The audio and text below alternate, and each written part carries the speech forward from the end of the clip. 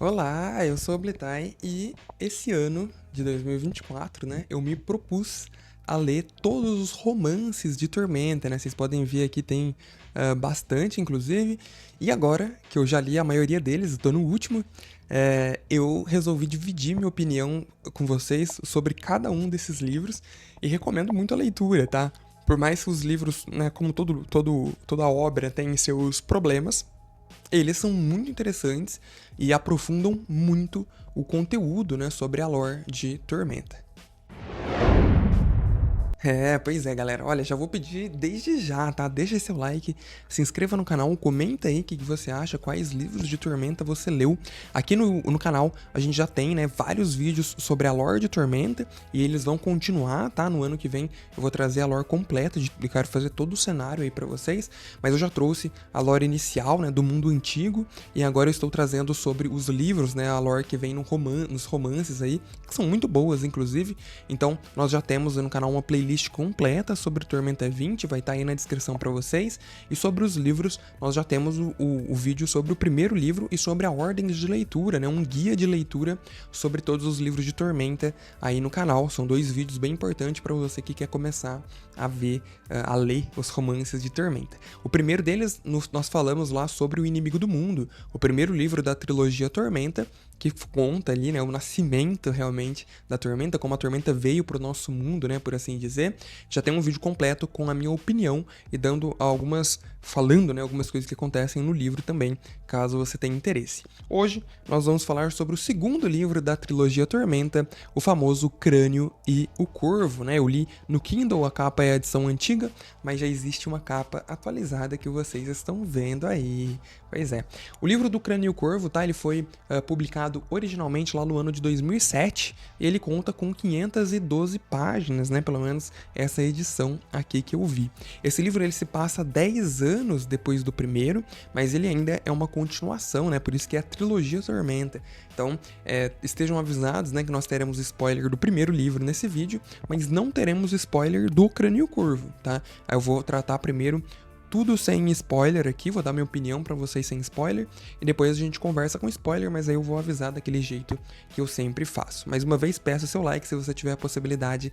Clica aí no botão Seja Membro, tá? Muito importante, com R$3 por mês você ajuda muito o canal aqui e tem diversos benefícios exclusivos, como acesso antecipado aos vídeos, sorteios do canal, emojis exclusivos, uma série de coisas, tá bom? Então, se você tiver a possibilidade, por favor, R$3 aí, cara, baratão, é menos que uma coxinha, você já ajuda muito o canal. Todos os membros ajudam demais mesmo.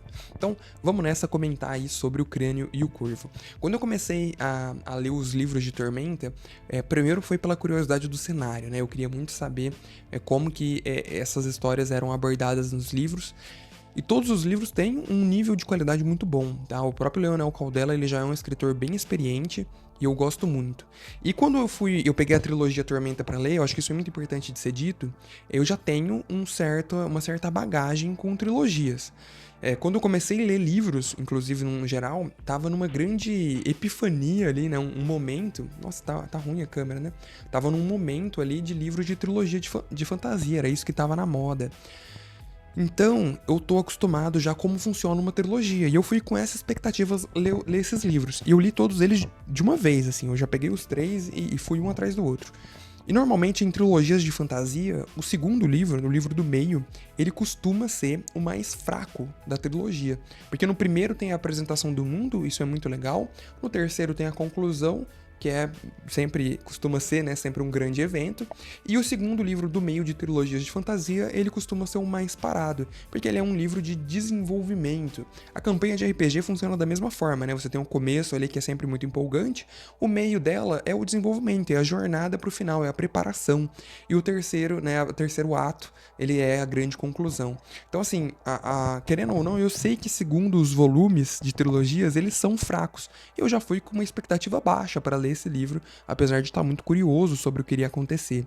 E os principais comentários, né, críticas que se tem sobre esse livro é que de fato ele parece se arrastar muito por ser um livro tão grande, né? Ele poderia, a crítica diz que ele poderia ter menos páginas e ser um livro mais conciso, porque a maior parte do livro a gente se perde em side quests, né? Missões secundárias ali dos personagens do livro. Isso é verdade, tá? Isso não é mentira. Só que esse livro, pra mim, ele ainda superou as expectativas, porque ele se passa 10 anos depois do primeiro, e aqui nós acompanhamos personagens diferentes do primeiro livro. Apesar de que muitos personagens do primeiro livro ainda aparecem por aqui.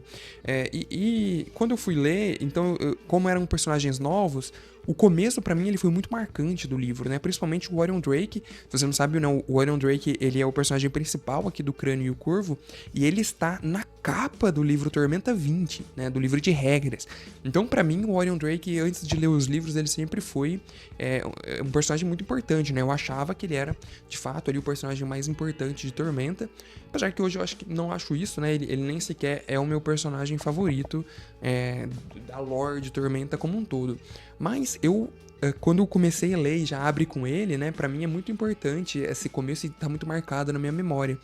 E eu vou só falar aqui um relance pra vocês, tá? O Orion Drake, ele é um cavaleiro da luz, é um cavaleiro lá de Belefield, né, o reino dos cavaleiros, e ele tem todo esse trejeito de honestidade acima de tudo, honra, hombridade, né, ele prega muito bem esses princípios, e eu acho que de fato ele é o personagem mais bem construído do livro, ou da trilogia Tormenta como um todo, né? A gente conhece os problemas dele, o relacionamento, os defeitos. Ele é um personagem muito cabeça dura, ele é um personagem difícil de se conviver realmente, porque ele coloca, né, esses princípios acima de tudo. E muitas vezes, se a gente não tem o bom senso ali, se a gente não tem a leveza para levar as coisas, acaba ficando situações constrangedoras, situações apertadas mesmo, em que você passa nervoso, né, por assim dizer. Então o Orion Drake, ele tem muito disso, né? Ou você vai amar ele ou você vai odiar ele, na minha opinião. Eu gostei muito dele, mas eu vejo que ele não é uma pessoa fácil de se conviver. O que esse livro trata, tá? Sobre o Crânio e o Corvo? Existe um grande inimigo, um grande vilão que surge. A trilogia Tormenta, ela tem esse nome porque todos os livros existem ali interações contra a Tormenta, né? Sejam planejamentos ou batalhas reais, e eles também apresentam um grande número de reinos do universo de Tormenta no livro.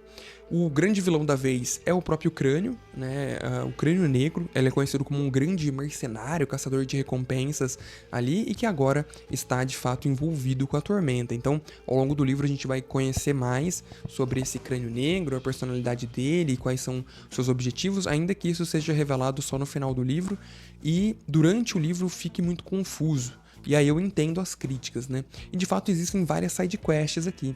Tem uma, inclusive, que, assim, as informações que ela traz são interessantes, mas que, putz, cara, o jeito que ela faz é muito cansativo. Eu realmente não gostei. E existe o final, né? O final, ele também é muito bom. Tem uma passagem que eu vou ler depois aqui pra vocês, que ela me arrepiou, assim, na hora que eu tava lendo, eu fiquei louco. Eu achei muito bom o que aconteceu ali. Mas quando você vê o livro de fora, né, depois que você terminou de ler e ver ele de fora, realmente as críticas fazem sentido.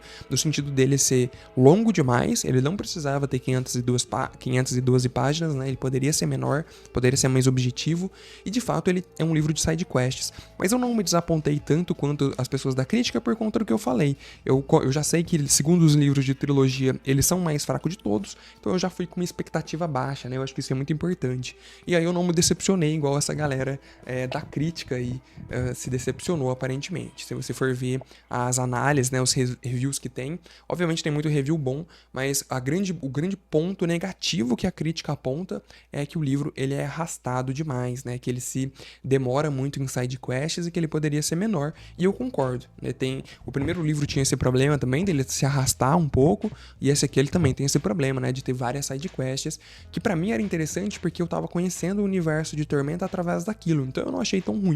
Mas talvez alguém que já tenha experiência no universo de Tormenta, já saiba as características daqueles reinos e tal, pode ser um pouco incômodo, tá? Acho que esse era o primeiro ponto do livro que eu queria falar de uma forma geral. E agora a gente vai já entrar em algumas partes com spoiler, então fica aí por sua conta e risco, está o aviso, teremos alguns spoilers daqui em diante, maravilha? Falando sobre os personagens, né, nós temos aqui um novo grupo de RPG, digamos assim, tem o Orion Drake, que é o cavaleiro, tem o Trebani, que ele é um druida centauro, é um personagem bem legal também, que eu gostei de ver, nós temos o anão, né, que já é... Cara, como que esse personagem é famoso, né? Eu vejo citações dele em todos os... Tem várias citações dele dentro do livro de regra, né? Que a história dele também é muito interessante. Quando a gente entende o background dele, é muito legal. E ele, principalmente porque ele é um anão que não segue as características dos anões de Tormenta. Afinal de contas, ele tem só um bigodão, ele não tem a barba, ele é o Ingra, né? O nome dele é Ingra, é isso? Acho que é isso. Não, eu provavelmente estou pronunciando errado. E ele luta com armas de fogo, né? O que é algo proibido, né? Na maior parte de Arton. Então, ele é um personagem bem legal por isso. Nós também somos apresentados a um médico ali, né? Que é o Dr. Nash, eu acho que ele chama Nash, que é bem interessante.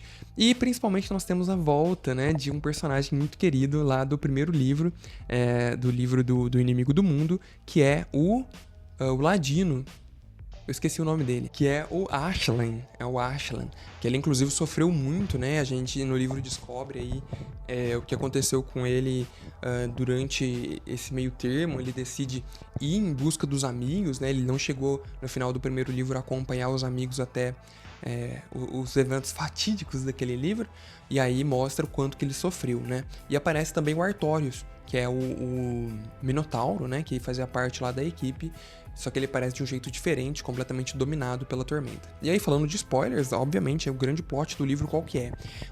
Os jogadores não, os personagens principais, eles se espalham ali pelos reinos em busca de ajuda, em busca de um exército para lutar contra a Tormenta. Eles descobrem que o Crânio Negro, ele tem um grande exército de corrompidos, né, de simbiontes ali pela Tormenta, e eles acreditam no primeiro momento que esse exército do Crânio Negro está para destruir o feudo Trebuch, né? O que na época ainda não era feudo de Trebuch, era só o reino de Trebuch, né? Se eu não me engano, algo assim.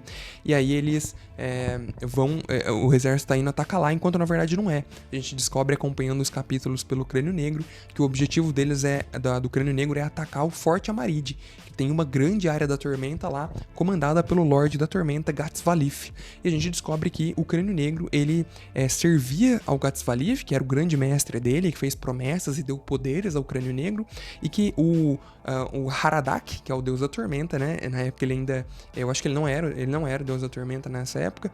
Ele tava fazendo a cabeça do Crânio Negro para lutar contra o Gatsvalif e assumir aquela área dele. E aí o Orion Drake, acreditando que eles vão fazer um ataque direto a algum reino, ele parte, né, em busca ali de exército junto com os amigos para lutar contra isso. O Orion Drake, ele tem uma mulher que é um personagem muito interessante, que é a Vanessa, né? A Vanessa Drake.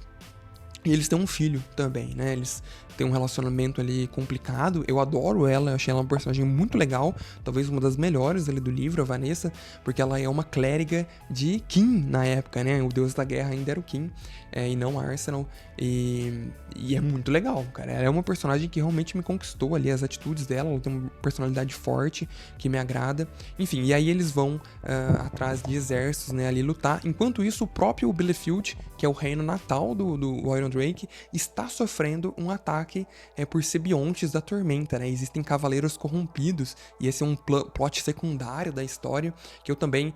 esse eu não achei tão interessante, tá? Eu tava mais curioso para saber o que o Orion Drake ia fazer, o que a Vanessa ia conseguir ou não, do que o que tava do ataque lá a Bielefeld, mas a gente sabe que esse ataque a Bielefeld, ele é histórico, né? Ele deixa marcas profundas, inclusive, nessa situação, e deixa uma ponta muito forte pro próximo, né? Pro terceiro livro. Enfim, o que eu achei como opinião geral? É o que eu disse, né? Você tem que ler ele com as expectativas de que ele vai ser o livro intermediário da trilogia, então os livros do meio nunca são os melhores, né? Então vá com as expectativas baixas, mas ainda assim eu gostei, tá? Eu gostei bastante, eu dei 4 estrelas lá na minha nota no Scoob, inclusive se você não me segue, né? O Scoob, ele é uma rede social aí de livros, me segue lá, pô. E lá eu normalmente coloco sempre o que eu tô lendo e as notas, tá? Eu queria ler um trecho aqui. Quando finalmente o Orion Drake, depois de... Eles pagam um preço alto pra conseguirem os exércitos pra enfrentar a tormenta.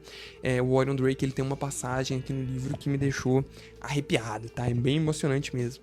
O Orion pergunta assim, né? Ele tem lá todos o exército formado. E aí ele fala assim...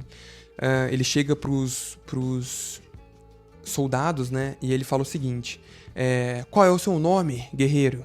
E aí o homem diz: Atlan, senhor. De onde você é, Altan? Aí ele: de Crovandir, senhor, em Trebuque. O soldado olhava à frente com disciplina militar. Orion fitava o seu rosto. Fora, disse o cavaleiro. Fora do meu exército, Altan de Crovandir. Aqui não há lugar para você. E ele segue pelas fileiras perguntando a mesma coisa para outros soldados. Aí o outro fala, né? Meu nome é Colwyn, senhor. E aí o Orion pergunta para ele, de onde você é, Colwyn? Aí ele, de Belefield, senhor. E aí o Orion responde, fora, não há lugar aqui para você. E ninguém entende nada, né? Por que ele tá falando isso, expulsando os soldados do exército? Até que a gente descobre, né? E um deles fala... meu nome é Tilo, senhor. Um homem que já estava bastante suado, demonstrando muito nervosismo. E aí o Orion pergunta para ele, de onde você é, Tilos? E aí existe a narração que eu vou ler pra vocês, tá? Suor, olhar à frente, mas quebrando a disciplina, encontrou os olhos do cavaleiro. Sou artoniano, senhor. Orion ergueu a espada. Bandido relinchou e subiu nas patas traseiras. É isso que somos, guerreiros! Esqueçam seus reinos, esqueçam seus estandartes, esqueçam suas fronteiras, esqueçam seus deuses. Todos aqui somos artonianos. O inimigo vem de outro mundo. Somos todos irmãos contra ele. Eu sou Orion Drake. Não sou de Belefield. Sou Orion Drake e não pertenço à Ordem da Luz. Sou Orion Drake, sou artoniano e peço ao exército do reinado por Arton. Nossa, velho, olha aqui. Ai, que cena, velho, que cena da hora. E aí todo mundo urra ali no exército como um todo, tipo, todos somos artonianos contra a tormenta, maluco. Isso é doideira, velho, olha, até arrepiei de novo. Isso é doideira, cara, que discurso bravo. E o Orion Drake, ele representa muito isso, né? Ele é um cara difícil, mas que é o cara que faz o que tem que fazer. E ele paga o preço que for pra alcançar o objetivo dele, né? Seguindo os preceitos de honra que ele defende. E então tem partes no livro que sim, são muito boas, né? São muito marcantes. A gente conhece vários reinos aqui, como o próprio Doherin, né? O reino dos anões. Conhecemos Namalká, que era um reino bem interessante que eu tava curioso pra ver. Então, o livro todo, ele vai percorrendo reinos vizinhos ali, secundários, né, fazendo essas side quests que eu comentei, tentando ganhar apoio, né, e seguir a jornada para conseguir esse exército. E aí no final a gente tem sim uma grande batalha já contra o exército da Tormenta, mas a gente descobre que na verdade, né, a gente viu todos os lords da Tormenta reunidos lá no Forte Amaride, conversam com o Crânio Negro, né, era um teste aquilo e tal, e a batalha de fato ela acontece e já tem uma luta muito legal ali do Orion Drake contra Crânio Negro. E no final de tudo a gente tem a revelação de quem é Crânio Negro, né? E a gente descobre que o Crânio Negro era um dos integrantes lá do primeiro livro, né? Do Inimigo do Mundo. Era... eu falo ou não falo? Acho que eu não vou falar não, né? Deixa quieto. Mas era um dos integrantes lá do grupo. É muito... Cara, se você não leu, leia que vale a pena, tá? É isso. Comenta aí se você leu O Crânio e o Corvo, se você já leu a trilogia Tormenta. Eu realmente gostei bastante do livro, porque eu não tava com as expectativas altas. Eu acho que isso é o mais importante, né? O primeiro livro tem esse problema de ser arrastado. O segundo livro também tem, né? Eu acho que, de fato, o Leonel Codella, ele escreve muita coisa que poderia ser enxuto, poderia ser um pouco mais enxugado ali a parada. A missão que eu não gostei, que eu comentei lá atrás, da sidequest, é a sidequest do Ingram, né? Que é o anão, junto com o médico, o Nash, que eles vão pra uma cidade, eu acho que é em Namalká, e aí eles encontram Victoria, e aí tem todo um plot dos nobres que fazem mutações no seu corpo, inclusive isso vai virar uma distinção, né, agora de Tormenta ali, e eles têm que resolver essa situação. Enfim, não me gostei tanto assim, não me manteve interessado, porque eu queria saber o que ia acontecer. E aí eu senti, de fato, que o livro, ele se arrasta, tá bom? Mas ainda assim, tem momentos muito marcantes, como esse que eu li aí pra vocês, e é um livro de fantasia muito bom, beleza? Eu volto muito em breve aí pra falar com vocês sobre o terceiro e último livro da trilogia, que é o Terceiro Deus. Espero que vocês tenham curtido, deixa o like, deixa seu comentário, se inscreva no canal, obrigado e tchau, valeu!